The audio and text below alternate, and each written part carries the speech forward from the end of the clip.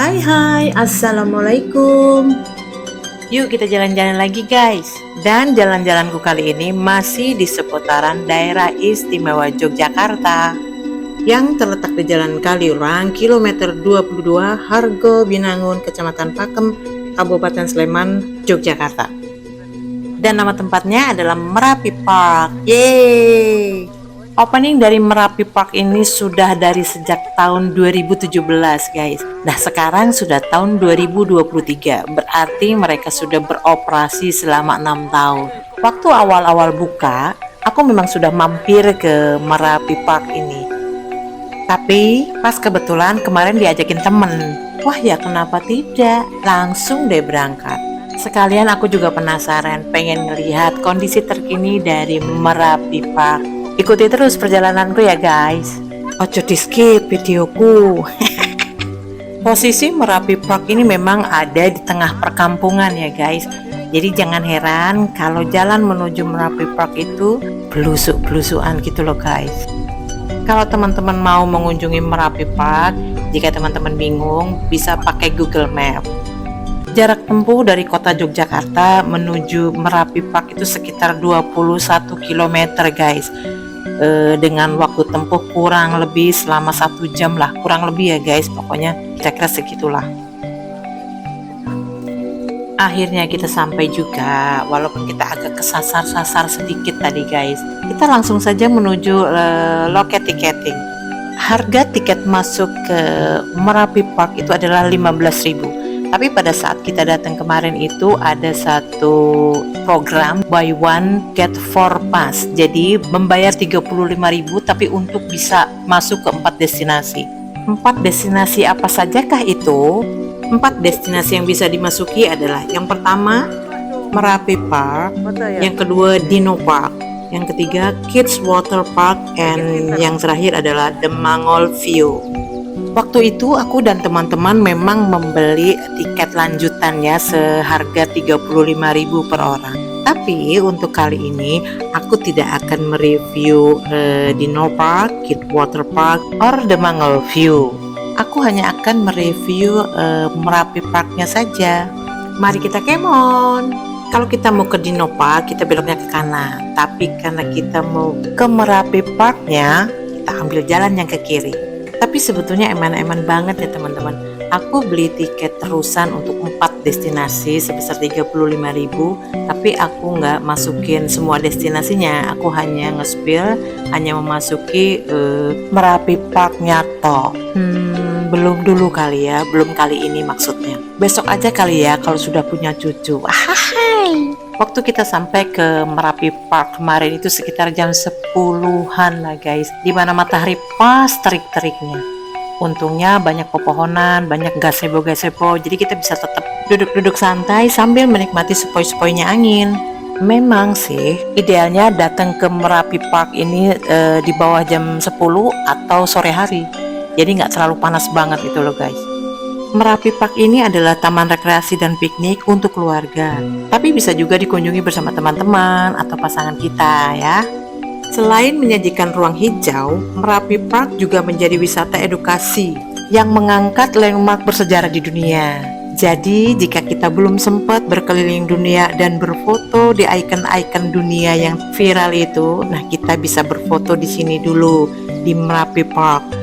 Minimalnya kita bisa berfoto di antara miniatur-miniatur ikon dunianya dulu lah ya, sebelum kita betul-betul foto di ikon aslinya. Iya lah guys, setuju toh? Mari kita segera mulai jalan-jalan kita keliling dunia. Sek guys, kemana dulu nih? Ke Mekah dulu aja ya, yuk. Ini adalah miniatur dari Menara Royal Clock yang berada di kota Mekah dengan tinggi bangunan aslinya sekitar 601 meter guys. Wow, amazing banget ya. Buat teman-teman jangan khawatir, kalau pas teman-teman main ke Merapi Park, di samping setiap icon itu selalu ada keterangannya yang bisa teman-teman baca seperti ini. Yuk geser. Masih di seputaran Arab Saudi nih. Ini adalah miniatur dari gedung Burj Al Arab yang terletak di kota Dubai, Uni Emirat Arab, yang mencapai ketinggian hingga 321 meter Dan ini adalah bangunan yang tertinggi yang sepenuhnya digunakan sebagai hotel. Monggo bisa dibaca-baca.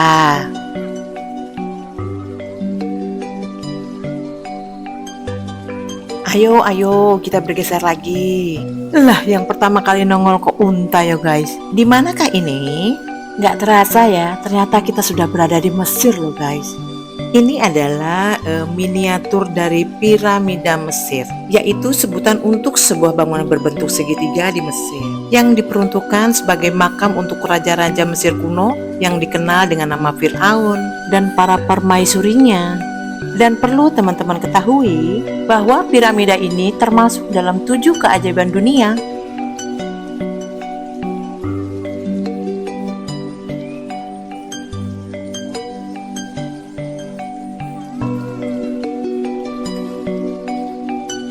Mari kita bergeser ke negara yang lain. Siap-siap ya. Harinya lagi panas banget nih guys. Es teh mana es teh? Yang paling penting pakai topi, pakai payung, dan sunscreen. Nah ini, negara manakah ini? Pasti teman-teman sudah bisa menebak kalau lihat dari lampu-lampu yang tergantung ini toh. Sabar, kita jalan pelan-pelan, ojo kesusu. Nah, sudah mulai kelihatan. Kalau yang ini adalah miniatur dari Tian-Tan atau dalam bahasa Indonesianya kuil surga, yaitu tempat pemujaan agama Konghucu dan Tao yang terletak di Beijing teman-teman. Monggo silahkan dibaca-baca lagi dengan seksama.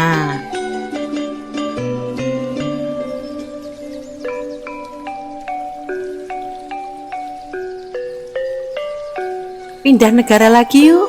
Negara manakah selanjutnya? Wis mantep nih, negara manakah ini? Ini adalah patung Liberty, yang artinya berarti kita sedang berada di kota Manhattan, New York, Amerika Serikat. Atuh tenan awak deh jalan-jalannya yuk guys. Patung Liberty ini merupakan hadiah 100 tahun kemerdekaan Amerika Serikat dari negara Prancis dan merupakan ungkapan persahabatan antara kedua negara.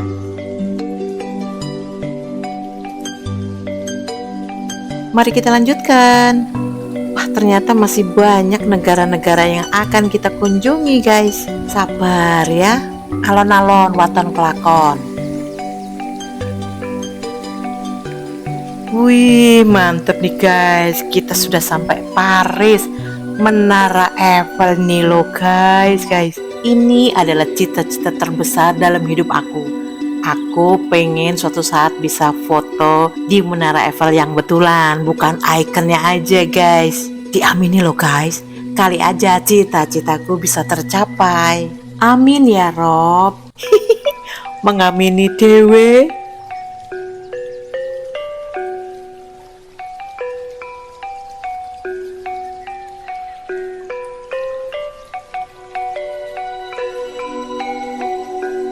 Pasti teman-teman semua sudah tahu bahwa Menara Eiffel ini berada di kota Paris, Perancis.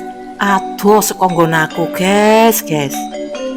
Ai, tidak terasa ternyata kita sudah sampai di kota Italia. Ini adalah miniatur Menara Miring Pisa. Menara Pisa adalah sebuah menara lonceng gereja katedral di kota Pisa, Italia. Sebetulnya menara Pisa ini dibuat agar berdiri secara vertikal seperti menara lonceng pada umumnya, tetapi mulai miring tak lama setelah pembangunannya, dimulai pada tahun 1173.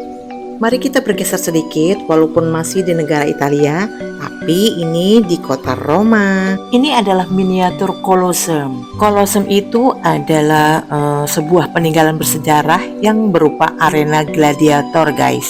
Dimana Colosseum adalah tempat pertunjukan yang sangat besar yang berbentuk elips yang disebut amphitheater. Dan Colosseum dirancang untuk bisa menampung sekitar 50.000 orang penonton. Wow, sangar tenan yo guys.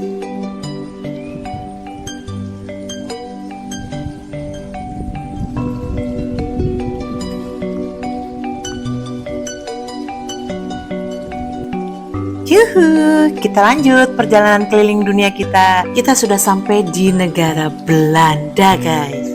Ini adalah miniatur kincir angin di negara Belanda. Ada yang tahu kenapa Belanda disebut sebagai negara kincir angin? Ini jawabannya, guys. Belanda disebut negara kincir angin karena Belanda memiliki lebih dari 1.200 kincir angin. Dalam sejarahnya, kincir angin memiliki peran sangat penting karena berfungsi untuk memompa air keluar dari dataran rendah kembali ke sungai. Tidak terasa, ternyata keliling dunia kita sudah selesai, guys. Keliling dunia yang menyenangkan.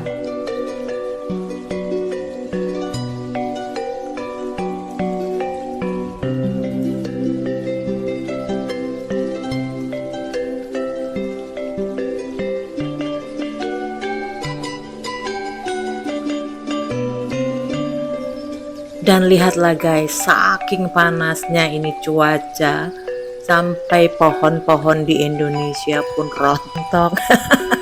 Berasa di musim gugur ya guys, berasa di luar negeri. Sebetulnya kalau nggak demi konten, aku milih minggir, milih ngadem di bawah pohon. Ngambok sumprit guys, panas tenan, rangapusi. Tapi semoga kontenku ini banyak bermanfaat buat teman-teman ya. Lumayanlah masih ada air mancur, bisa jadi sedikit pengobat panas gitu loh. Kalau nggak malu sama orang-orang, udah berenang aku di situ loh guys, biar adem kepalaku.